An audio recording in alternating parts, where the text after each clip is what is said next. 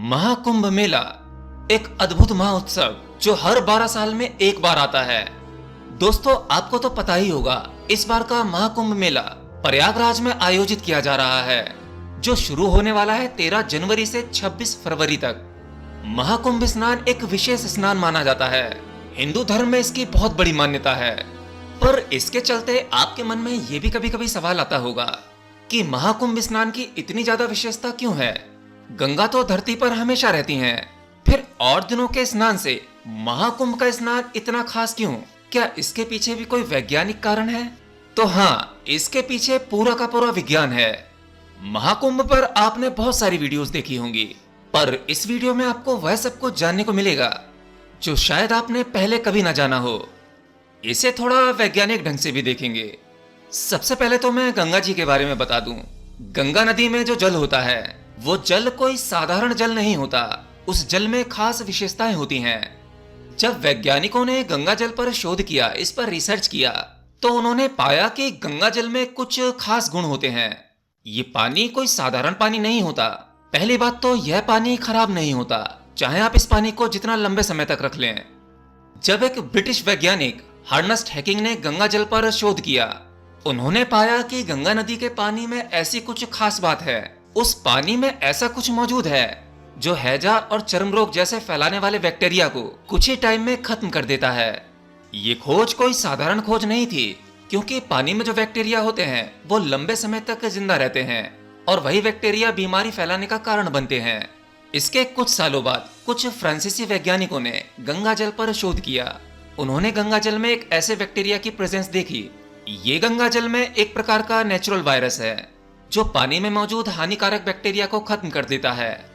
हम लोग पानी को साधारणता ऐसे देखते हैं कि ये शरीर की गंदगी साफ करता है, लेकिन गंगा जल का वो पानी केवल आपके शरीर की शुद्धि नहीं करता, बल्कि सूक्ष्म रूप से ये आपकी भीतरी अवस्था पर भी काम करता है, आपके मन को भी शुद्ध करता है।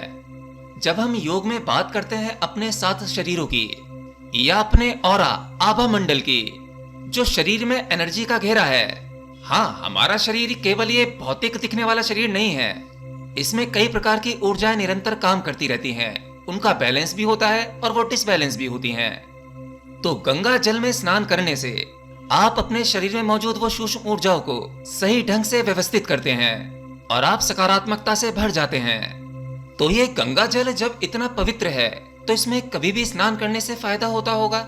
जी हाँ, फायदा होता है।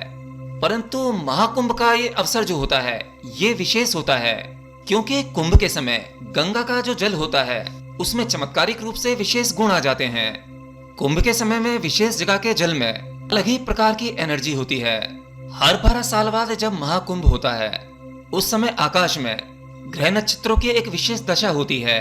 उनका क्रम कुछ इस प्रकार से होता है, वो ऐसे अलाइन होते हैं जिसके कारण उन नक्षत्रों की, उन प्लैनेट्स की ऊर्जा पृथ्वी पर विशेष जगह पर गंगा जल को चार्ज करती है, ऊर्जा से चार्ज करती है। कुंभ का आयोजन ऐसा नहीं कि आप कभी भी कर लो। इसके लिए पूर्णतः ज्योतिष गणना होती है। और ये कुंभ का आयोजन केवल एक ही जगह नहीं होता, ये अलग अलग 4 जगहों पर होता है, क्योंकि हर 12 साल बाद एस्ट्रोनॉमिकल अलाइन चेंज हो जाते हैं, उनकी दिशा बदल जाती है। जैसे जब बृहस्पति कुंभ राशि में प्रवेश करता है और सूर्य मेष राशि में होता है, तब उस समय हरिद्वार में महाकुंभ आयोजित होता है। जब बृहस्पति वृषभ राशि में प्रवेश करता है और सूर्य तथा चंद्रमा मकर राशि में होते हैं, तब उस समय प्रयागराज में कुंभ महोत्सव आयोजित होता है। जब सूर्य और बृहस्पति दोनों सिंह राशि में प्रवेश करते हैं, तब नासिक में महाकुंभ आयोजित होता है। जब बृहस्पति सिंह राशि में और सूर्य मेष राशि में होता है, तब उज्जैन में कुंभ महोत्सव बनाया जाता है। हिंदू धर्म के प्राचीन वेदों में बताया गया है, हमारे ब्रह्मांडीय ऊर्जा का एक चक्र हर 12 साल में विशेष रूप से सक्रिय होता है। बृहस्पति और सूर्य की स्पेसिफिक कंडीशन के दौरान यह खास ऊर्जा पृथ्वी के कुछ खास जगहों पर पड़ती है। देखिए, हिंदू धर्म में ज्योतिष गणना जो की जाती है, उनके विशेष प्रभाव होते हैं। जब ग्रह नक्षत्र अपने विशेष स्थान पर या विशेष दिशा में होते हैं, उसी के हिसाब से हमारा जीवन निर्धारित होता है, हमारे जीवन में उपलब्धियां मिलती हैं। सूर्य, चंद्रमा, बृहस्पति, शनि, हर ग्रह की अपनी एक ग्रेविटी होती है, अपनी एक ऊर्जा होती है। और सभी प्लैनेट्स मूवमेंट में होते हैं। इनकी दिशा बदलती रहती है, जिसकी वजह से इनका प्रभाव कभी ज्यादा कभी कम होता है, कभी अच्छे के लिए तो कभी बुरे के लिए होता है। ये बेसिकली एक बहुत गहरा विज्ञान है, जिसे हमारे प्राचीन ऋषि मुनियों ने बहुत लंबे समय से अध्ययन करके कुछ पुस्तकों में लिखा, ताकि इसे समझकर जीवन को समझा जा सके, जीवन चक्र को समझा जा सके।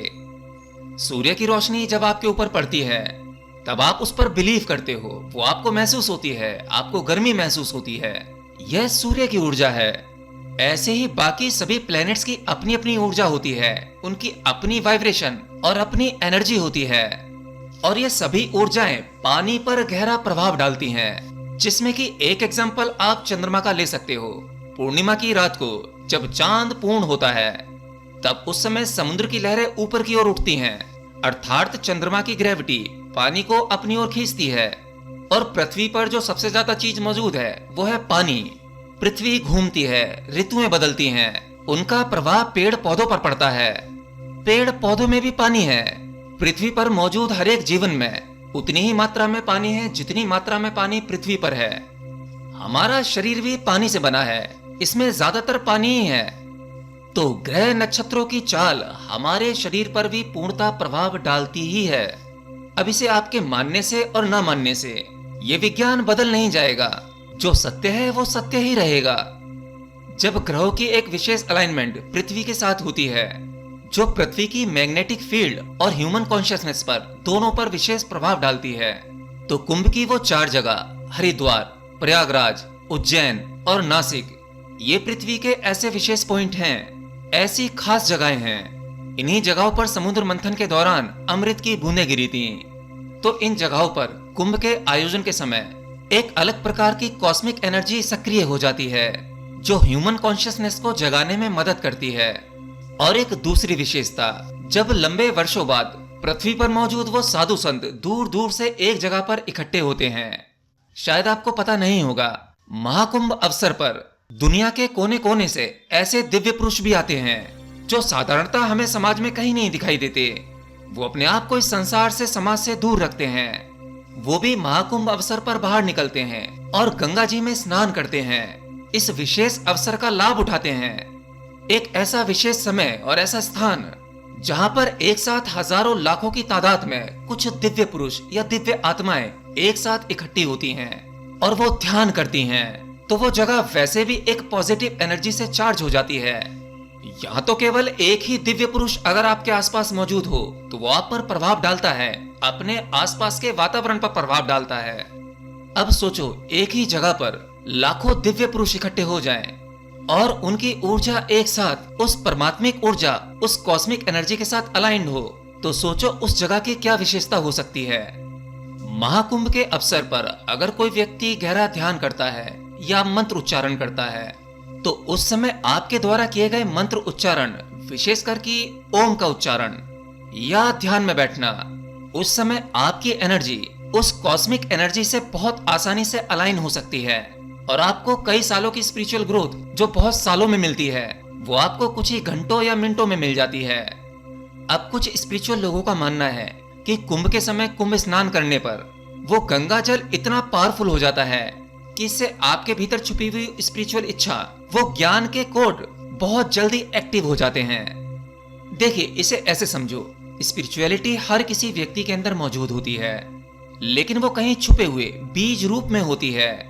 अपनी स्पिरिचुअलिटी या अपनी हायर कॉन्शियसनेस को एक्टिव करने के लिए ही आज हम तरह तरह के ध्यान प्रयोग करते हैं, योगासन, सिद्ध मंत्र उच्चारण करते हैं, कि वो किसी भी तरह से हमारे भीतर जो पॉसिबिलिटी छुपी हुई है उस हायर स्टेट को पाने की, उस सुपर कॉन्शियसनेस से जुड़ने की, अर्थात ज्ञान, आत्मज्ञान या स्वयं को जानने की, वो बीज, वो बटन, हम उसे एक्टिव करना चाहते हैं। इतने सारे क्रियाकांड करने के बाद कभी कभी लाखों में किसी एक दो व्यक्ति की ये चीज सक्रिय हो भी जाती है, परंतु महाकुंभ के अवसर पर इस अनुष्ठान करने से, जैसा कि मैंने कहा, मंत्र उच्चारण या डीप मेडिटेशन करने से आपके भीतर छुपी हुई वो शक्ति, उसे एक्टिव करने के चांसेस बहुत अधिक बढ़ जाते हैं। इसीलिए खास अवसर 12 साल में एक बार आता है और जो जानकार है, जो इस बारे में जानता है, वो इस अवसर को कभी नहीं खोता।